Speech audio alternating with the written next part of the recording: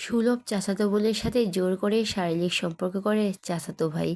মেয়েটির বয়স মাত্র 15 বছর। মেয়েটি ছাড়া পর আকুতি মিনতি করলেও ছাড়েনি ছেলেটি, বরং টেপ দিয়ে মুখ আটকে দিয়েছিল। যখন নেশা কেটে যায়, ছেলেটি তখন বুঝতে পারে সে কত বড় ভুল করে ফেলছে। বাচ্চা মেয়েটির নগ্ন শরীরে দেখে তাকে গায়ের উপর চাদর দিয়ে ঢেকে দিয়ে কিছু না বলে উঠে চলে যায় রুম থেকে। আর সেই রাতে পাড়ি জমায় সুদূরে কানাডায়। কিন্তু কিছু জিনিস কি আর চাপা যায়? রুবিতে সিসি ক্যামেরায় রেকর্ড হয়ে যায় কিছুক্ষণ আগের সে জঘন্য ঘটনাটা। কিছুক্ষণ আগের ঘটনা।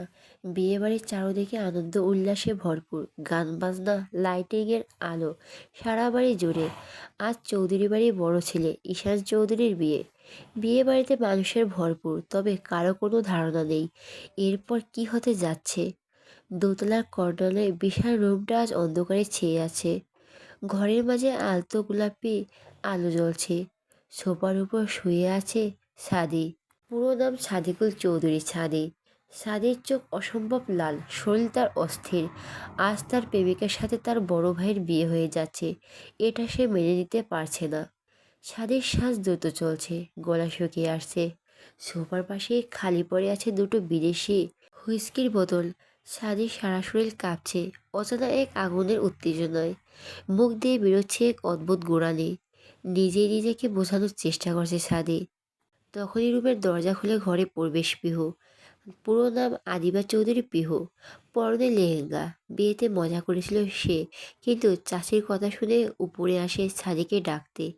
কিন্তু সাদির এমন গোড়ানি শুনে পিহু কিছুটা ভড়কে যায়। ধীরে ধীরে সাদির সামনে গিয়ে দাঁড়িয়ে ভীতু কণ্ঠে জিজ্ঞাসা করে, ভাইয়া তোমার কি হয়েছে?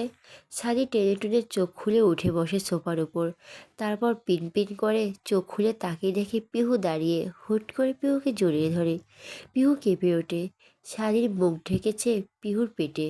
সাদির চুমুতে ভরিয়ে দেয় পেট, তারপর বিড়বিড় করে বলে, আমার না অনেক দুঃখ ভুলিয়ে দিবি পিহু। কি দুঃখ ভাইয়া? ভুলিয়ে দিবি বল না। সাদি কিছুটা বাচ্চামি আচরণ করে বলে ওঠে। পিহু অবাক হয় সাদি ভাইকে সে সব সময় কম কথা বলে, গম্ভীর রাগী অবস্থাতে দেখেছে, এই রূপে কখনোই দেখেনি। তাই কিছু না ভেবে পিহু উত্তর দিল, চাষি নিচে ডাকছে চলেন, খেতে হবে, আপনি নাকি সারাদিন খান নাই। আমার অনেক কষ্ট রে পিহু, খেতে ইচ্ছে হয় না, আগে চলুন চুপচাপ। বলি পিহু সাদির হাত ধরে টেনে তুলল। সাথে সাথে সাদির শরীরে কারেন্টের মতো শক লাগে। পিহুর দিকে অপলক দৃষ্টিতে তাকায়। নিজের ভিতরে পুরুষত্বের চাহিদা জেগে ওঠে। নিজের সামনে সুন্দরী পিহুকে দেখে মোহিত হয়ে যায় সাদি। সাদির চাহিদা তীব্র বেগে জেগে ওঠে ঠিক তখনই। আরে ভাইয়া আসো বলে পিহু সাদিকে টানতে থাকে। আরে ভাইয়া, পিহু সম্পূর্ণ কথা শেষ করার আগেই সাদি তার ঠোঁট জোড়ায় নিজের দখলে নিয়ে নেয়। অনাকাঙ্ক্ষিত ঘটনায় পিহু ভয় পেয়ে যায়। দু হাত দিয়ে সাদির বুকে কিল ঘষে দিতে থাকে। এতে সাদিকে এক চুলও নড়াতে পারে না, বরং সাদি আরও উত্তেজিত হয়ে যায়।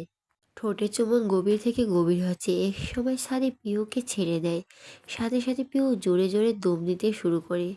পিহু কিছু বলতে যেতে সাদি পিহুকে কোলে তুলে বিছানায় ছুঁড়ে দেয়। আর নিজের শার্টের বোতাম খুলতে খুলতে এগিয়ে যেতে থাকে পিহুর দিকে। পিহু ভয়ে পিছাতে শুরু করে। তার গলা দিয়ে স্বর বেরোচ্ছে না। সাদির শার্টটা ছুঁড়ে মারল বিছানায়, তারপর ঝাঁপিয়ে পড়ল পিহুর উপর। পিহু কেঁদে উঠল। সাদি পিহুর ঠোঁট জোড়া নিজের দখলে নিয়ে বেশ খানিক পর ছেড়ে দিয়ে পিহুর গিলার ঠোঁট ছোঁয়ায়। পিহু এবার সাদির হাতে কামড় দিল। সাদির চোখ তুলে গোলাপি আলোয় হাত দিয়ে পিহুকে বলল, তাহলে চল, কে কাকে কত বেশি বাইট করতে, আয়রে দেখা যাক। এই সাদি পিহুর লেহেঙ্গা খুলতে শুরু করলো। পিহু ধাক্কা দিয়েও সরাতে পারল না। সাদির শক্তপোক্ত পুরুষলিয়া শরীরের কাছে তার শরীর চুনোপুটি। এক পর্যায়ে সাদি জোরপূর্বক পিহুর সাথে শারীরিক সম্পর্ক করতে শুরু করে। পিহুর আত্মনাদে পুরো ঘর কেঁপে ওঠে। যেহেতু সাদির রুম সাউন্ড প্রুফ আর বাইরে গান বাজনা চলছে, সেহেতু পঞ্চদশী পিহুর আত্মনাদ কেউ শুনল না। সাদির উন্মাদনা বেড়ে গেল। ফলস্বরূপ পিহু গোংড়াতে গোংড়াতে একসময় জ্ঞান হারালো। চোখের কোণ বেয়ে গড়িয়ে পড়ল নোনা জল। হঠাৎ সাদির ফোন বেজে ওঠায় সাদির ঘোর কাটে। তারপর সে বুঝতে পারে কত বড় ভুলটাই না করেছে। কিছু না ভেবেই ড্রয়ার থেকে পাসপোর্ট বের করে নিয়ে এক কামড় বেরিয়ে যায় ছাদে। নিজের ছেলেকে রেগে চলে যেতে দেখে আতিয়া বেগম। মনে করলো পিহু করেছে। ছোট থেকে পিহু আর ছাদের সাথে সাপে নেউলের সম্পর্ক। আতিয়া বেগম নিজের মনে মনে বকতে বকতে উপরে উঠল সিঁড়ি বেয়ে। ছাদের রুমের সামনে এসে দরজা ধাক্কা দিতে আটকে উঠলেন আতিয়া বেগম। তার চোখ আটকে গেছে। চিল্লিয়ে জোরে কেঁদে উঠলেন তিনি। দৌড়ে গিয়ে জড়িয়ে ধরলেন নিথুর পিহুকে। সারা বিছানার লাল রক্তের দাগ। তার বুঝমতো অসুবিধা হলো না এখানে কি হয়েছে। আতিয়া বেগমের চিৎকারে সবাই রুমে এসে হামলে পড়ল। সবার চোখ চড়ক গাছ। পিহুর বড় বোন কেঁদে উঠে ছুটে গেল নিজের বোনের কাছে। ইলিয়াস চৌধুরী বেশ রেগে গেল পিহুর অবস্থা দেখে। সাথে সাথে নিজেদের পারিবারিক ডাক্তারকে ফোন দিল। আতিয়া বেগম আর পিহুর বড় বোন মেহু মিলে পিহুকে জামা কাপড় পরিয়ে দিল। মেয়েটার শ্বাস খুব ধীরে চলছে। বিছানার এক কোণে বসে মাথায় হাত দিয়ে বসে আছে ইলিয়াস চৌধুরী। নিজের ছেলে এমন কাণ্ড করবে তা বাপ মা মরা মেয়েটার সাথে। এরকম শিক্ষা সে তো তার ছেলেদের দেয়নি। ঈশান ছাদের ফোন কল দিচ্ছে, অনবরত কল। এতক্ষণে ঢুকলো, এর ফোন বন্ধ। ঈশান বেশ রেগেই বলে ওঠে, বাবা ওই অমানুষটার ফোন অফ। ইলিয়াস চৌধুরী গভীর চিন্তায় বিমুক্ত। কি থেকে কি হয়ে গেল। মেহু ভেজা তোয়ালে দিয়ে পিহুর সমস্ত শরীর মিশিয়ে দিল। পিহু কেঁপে উঠল অবচেতন অবস্থায়। ডাক্তার আসলে পিহুর অবস্থা দেখে বলে ওঠে, এটা তো রেপ কেস, আমি চিকিৎসা করতে পারবো না। এবার ইলিয়াস চৌধুরী হুঙ্কার দিয়ে বলে ওঠে, আগে আমার মেয়েকে বাঁচান, তারপর কেস দেখবেন। বলে হাতের মোবাইল থাকা পুলিশের নাম্বারে ফোন লাগিয়ে বের হয়ে যায় রুম থেকে। সাথে যায় ঈশানও। আতিয়া বেগম কেঁদে ওঠে। তার ছেলের এমন জঘন্য কাজ কিভাবে করলো সে নিজেও তো ডাক্তার। এই মাসে ডিগ্রি আনার জন্য কানাডায় যাওয়ার কথা। সে কিভাবে করতে পারলো এসব। ডাক্তার পিহুকে ডেকে সেলাইন দিল, সাথে ব্যথার ঘুমের ইঞ্জেকশন দিল। তারপর আতিয়া বেগমকে উদ্দেশ্য করে বলল, আমি যেহেতু আপনাদের পারিবারিক ডাক্তার সেহেতু আমি কিছু বললাম না, কিন্তু এটা কিন্তু রেপ কেস। পুলিশ জানলে মিনিমাম 5 বছরের জেল হবে। আতিয়া বেগম কেঁপে, সে কখনো ভাবতেও পারেনি তার ছেলে তো খারাপ কাজ করবে। মেয়েটাকে সে সহ্য করতে পারতো না, ঠিক আছে, তাই বলে এইভাবে ধর্ষণ করে মেয়েটার পুরো ভবিষ্যৎ নষ্ট করে দিল। পুরান ঢাকার বেশ নামকরা চৌধুরী বাড়ি। এহসান চৌধুরীর হাতে তৈরি এই বাড়ি। তার নামানুসারে চৌধুরী বাড়ি রাখা হয়। চৌধুরী বাড়িকে চেনার আর একটা বিশাল উপায় চৌধুরী গ্রুপ অফ ইন্ডাস্ট্রি, যার বর্তমান মালিক ইলিয়াস চৌধুরী। এহসান চৌধুরীর 2 ছেলে, বড় ছেলে ইলিয়াস চৌধুরী আর ছোট ছেলে আহাদ চৌধুরী। ইলিয়াস চৌধুরীর স্ত্রী আতিয়া বেগম। ইলিয়াস চৌধুরীর 2 ছেলে 1 মেয়ে। বড় ছেলে ঈশান চৌধুরী বর্তমান বাবার ব্যবসা সামলাচ্ছে, বয়স 18 বছর। আর ছোট ছেলে সাদিকুর চৌধুরী ডাক্তারি পড়ছে, বয়স 22। আর মেয়ে ইরিনা চৌধুরী, বিয়ে হয়ে গেছে কিছুদিন আগেই।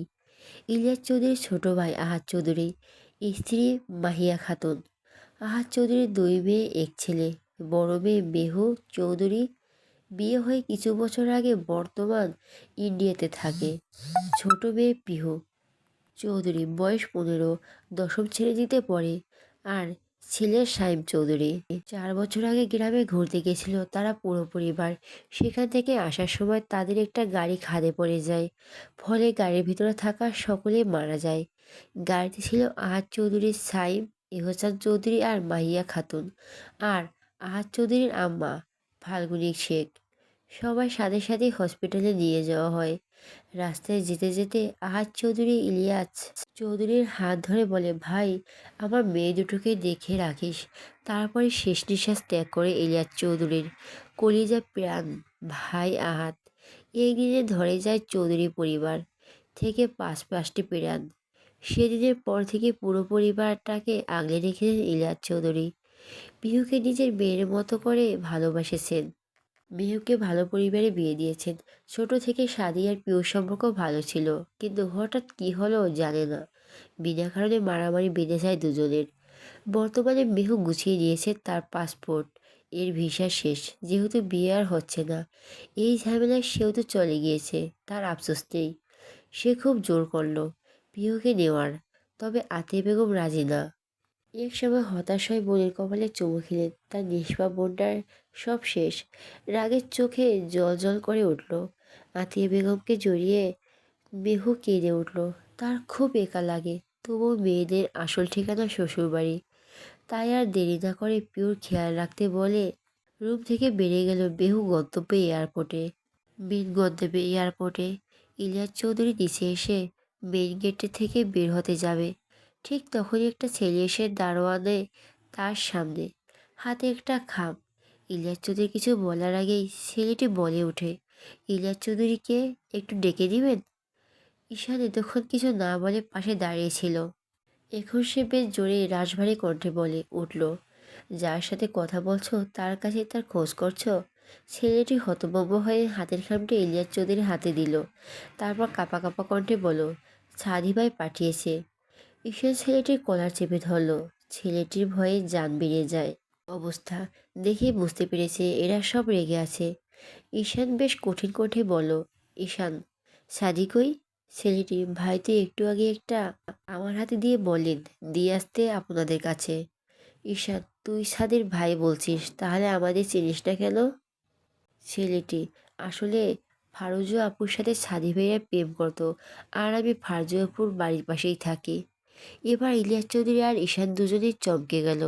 তার মানে সাদি এই জন্যই গম্ভীর ছিল। ফারজুনের সাথে ঈশানের বিয়ে হচ্ছে বলে, কিন্তু কিন্তু সে তো কখনো বলেনি এসব। ঈশান ছেলেটিকে ছেড়ে দিল, সাথে সাথে ছেলেটি দৌড়ে চলে গেল। সে যেন এটার অপেক্ষায় করছিল। ঈশান ইলিয়াস চৌধুরীর হাত থেকে খাম নিয়ে ভেতরে এসে বসতেই মেহু আসলো। মেহু সবার কাছ থেকে বিদায় নিয়ে চলে যেতে ইলিয়াস চৌধুরী ঈশানকে চিঠিটা পড়তে বলেন। ঈশান চিঠির ভাঁজ খুলে দেখে দুটো টিয়ারি। প্রথম চিঠিটা হাতে নিয়ে খুলে পড়া শুরু করলো। ঈশান, প্রিয় আব্বু, জানি আজ আমি কত বড় ভুল করে ফেলছি। কখনো মাফ করবা কি জানি না, তাও মাফ করে দিও। আমি জানি চিঠিটা তুমি পড়বা না, ভাইয়া পড়বে। আমি কানাডায় চলে যাচ্ছি। যদি মনে চায় কোম্পানির শেয়ারের কানাডার অংশটুকু আমাকে দিয়ে দিও, আর না দিলেও লাগবে না। আমি ডাক্তারি শেষ করছি, প্রায় 3 বছর লাগবে। আমার স্বপ্ন পূরণ করব। আমার ভোগের জন্য মাফ করে দিও। আম্মুকে দেখো, রেখো। আমি ঠিক থাকবো। আমি সব ঠিক করে নিয়েছি। আমার কোনো যোগাযোগ পাবে না খুঁজলেও। তবে একদিন তোমার সামনে আসবো এক চরম সত্যি দিয়ে। ইনশাল্লাহ ভালো থাকবা। এটি তোমার এখনকার অপদার্থ। চিঠিটা পড়ে ঈশান ইলিয়াস চৌধুরীর দিকে তাকালেন। ইলিয়াস চৌধুরী শান্ত কণ্ঠে বলেন, পরে চিঠিটা পড়ো। ঈশান আবার পরে চিঠিটুকু পড়া শুরু করলো। প্রিয় ভাইয়া, আমি জানি তুই পড়ছিস। ফারজুরের আমি সেই ক্লাস 10 থেকে ভালোবাসি। আর আজ তোর সাথে বিয়ে হলো। ওরে কখনো ভাবি হিসাবে মানতে পারবো না, তাই খুব রাগ উঠেছিল। আমি কখনো নেশা করি না। তবে রুম থেকে আসার পর আমার রুমে দেখলাম তোর বন্ধুরা রেখে যাচ্ছে। হয়তো পরে খাবে। আমি কষ্ট ভুলতে খেয়ে ফেলছি, আর জানি না। আর যখন আমি নিজের মধ্যে আসলাম, তখন দেখলাম আমি পিহুকে নষ্ট করে ফেলছি। ভাইয়া, তুই তো জানিস আমি কেমন। আমার ভুল বুঝিস না। আমি যখন নিজের ভুল পারছি তাই চলে আসলাম। এই দেশে নয়তো বাংলাদেশে থাকতাম। প্রথমত ফারজু তোর বউ, আর দ্বিতীয়ত পিহুর জীবন সে কষ্ট আমি দিতে পারতাম না। চলে এসেছি এখানে। পিহু বড় হলে ভালো ছেলে দেখে বিয়ে দিস। আজকের পর থেকে আমাকে ওর ঘৃণা শুরু করবে আমি জানি। তবুও বলছি, ওর বিয়ে দিতে সমস্ত খরচ আমি বহন করব। ভালো থাকিস ভাইয়া। ইতি তোর পিচ্চি ডাক্তার। ঈশানের চোখ পানিতে টলমল করলো। সেও জানে তার ভাই কেমন। তবে আজ যা করেছে এর ভুলের মাপ হয় না। ইলিয়াস চৌধুরী রেগে বলে উঠলেন, অমানুষ তৈরি করেছি মেয়েটাকে মৃত্যু যন্ত্রণা দিয়ে, বলে কিনা মাফ করে দিতে। তার বিয়ে খরচ সে বহন করবে। এদিকে সাথে এয়ারপোর্টে আছে। সব কিছু পার করে এবার প্লেনে গিয়ে বসলো। কিছুক্ষণ যেতেই প্লেনটি রানওয়ে ছেড়ে আকাশের মেঘের মাঝে হারাতে লাগলো। শত শত যাত্রী, শত রকমের স্বপ্ন। সাদির চোখের উপর হাত দিয়ে সেটে হেলান দিতেই ভেসে ওঠে পিওর সেই কান্নার দৃশ্য।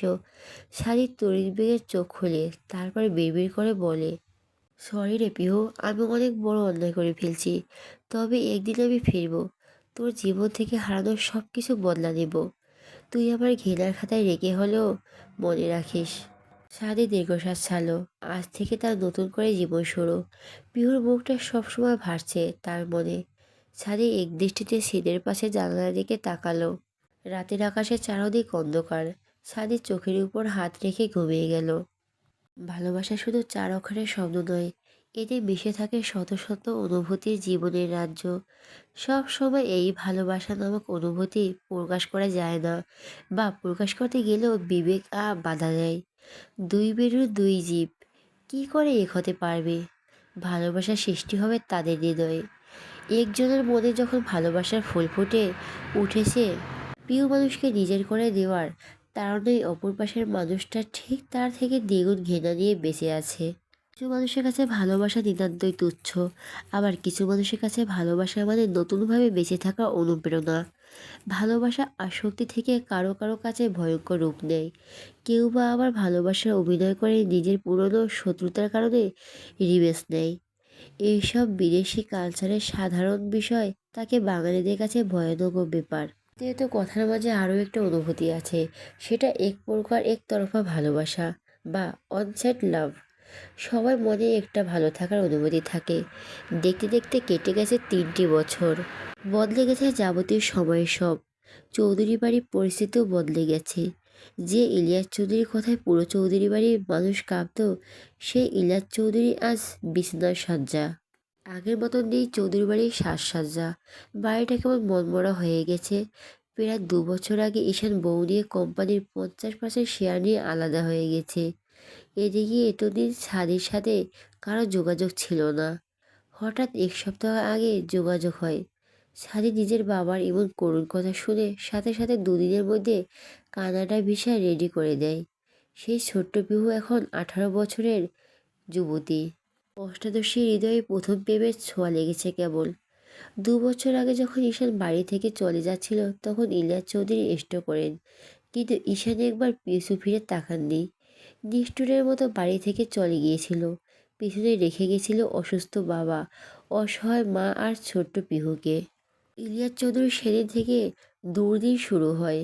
কোম্পানির লসে ডুবতে থাকে। সে সাদিকে কোনো শেয়ার দেয়নি কোম্পানির। যদিও চৌধুরী গ্রুপ অফ ইন্ডাস্ট্রির একটি শাখা কানাডাতেও আছে। ভাগ্যক্রমে সেই ছেলে আজ ইলিয়াস চৌধুরী সুস্থ করার জন্য হাত বাড়িয়েছে। ভালোবাসা হুট করে বসন্ত বাতাসের মতো আসে, যার হৃদয়ে দোলা লেগে যায়। কলেজের ক্যাম্পাসের সরু রাস্তা দিয়ে হেঁটে চলছে পিহু আর জেরিন। জেরিন পিহুর বেস্ট ফ্রেন্ড। কলেজ থেকে পরিচয় তাদের। পিহুর মন খারাপ দেখে জেরিন বলে ওঠে, "কী রে পিহু রানীর আজ মন খারাপ কেন? কী হয়েছে?" "বাবাই খুব অসুস্থ, কানাডা নিয়ে যাবে পরশু।" "ভালো তো, তাতে তোর মন খারাপ কিসে?" "আমি যেতে চাই না।" "কেন?" "সেখানে তো আর বলবো না।" পিহুর গলাটা কতটা আটকে গেল। 3 বছর আগে সেই রাতের কথা মনে পড়ল। মুহূর্তে চোখে পানি এসে ভিড়ল। "কী রে কাঁদিস কেন দোস্ত? তোর চোখে পানি মানায় না।" "আমার না মামুনি বলেছে আজ টিসি নিয়ে যেতে, প্রিন্সিপালকে ফোন বলে দিয়েছে।" "মানে টিসি কী করবি?" "বাবা সুস্থ হতে নাকি 4-5 মাস সময় লাগবে। বাড়িতে একা তো আর থাকতে পারবো না, তাই নিয়ে যাবে। ওর এই দেশে কলেজে ভর্তি করাবে।" "ওখানে না তোর ভাই আছে শুনছিলাম?" "হুম।" পিউ ছোট করে উত্তর দেয়। "আরে দোস্ত, কয়েক মাসের ব্যাপার, চিন্তা নিস না। মন খারাপ করে লাভ নেই। তুই বল, টিপস কখন দিবি?" "কিসের টিপস?" "এই যে তুই কানাডায় গিয়ে ঘুরবি, ওইখানে নতুন কলেজের ফ্রেন্ড সব পাবি তার।" "ওহ দোস্ত, মন খারাপ করিস না প্লিজ।" জেরিন মনমরা হয়ে বলে। তারও খারাপ লাগছে। পিহু চলে গেলে সে একা হয়ে যাবে। তবে সে জানে পিহুর বাবা সুস্থ হওয়া জরুরি। পিহুর বাবাই এর জন্য পিহু খুব কাঁদে। তাই জেরিন নিজেকে শান্ত রেখে বলে ওঠে, "পিহু রানী, এত মন খারাপ করিস না তো।" পিহু এবার হুট করে জেরিনকে জড়িয়ে ধরে কলেজের ক্যাম্পাসের গাছের ছায়ায় দাঁড়িয়ে। পিহু একটু বেশি আবেগী, তবে কষ্ট লুকাতে উন্মাদ। জেরিন কিছুটা পিছিয়ে যায়, পিহুকে জড়িয়ে রাখে। পিহুর মাথায় হাত রাখে। পিহুর পরনে কালো বোকরা আর হিজাব। পিহু কাঁদতে কাঁদতে বলে ওঠে, "আমি তোকে আর নাবিল ভাইকে ছাড়া থাকতে পারবো না দোস্ত। আমার দম বন্ধ হয়ে যাবে।" জেরিন পিহুকে একটু হাসানোর জন্য বলে, "ওহ তাহলে এই ব্যাপার? পিহু রানী নাবিলারে মিস করছে আমারে না?" পিহু এবার মুখ উঠিয়ে মুহূর্তে রাগী ভাব নিয়ে বলে, "আমি তোর সাথে মজা করছি?" জেরির চোখ ছোট ছোট করে বলে, পিহু তুই রাগলেও কিউট লাগে। এই জন্য কেরাস বয় নাবিলা তোর প্রেমে হাবুডুবু খায়। পিহু এবার রেগে নিজের হাতে থাকা ছোট ব্যাগটা জেরিনের দিকে ছুড়ে দিয়ে হাঁটা শুরু করে। জেরি জোরে জোরে হাসতে শুরু করে। সে জানে পিহুকে আর একটু ইমোশনাল রাখলে মেয়েটা সেন্স হারাবে। একটা বাজে অভ্যাস পিহুর। তাই তো জেরি টপিক চেঞ্জ করে পিহুকে একটু রাগিয়ে দিল। সে জানে পিহু রাগ তার উপর 5 মিনিটের বেশি করবে না।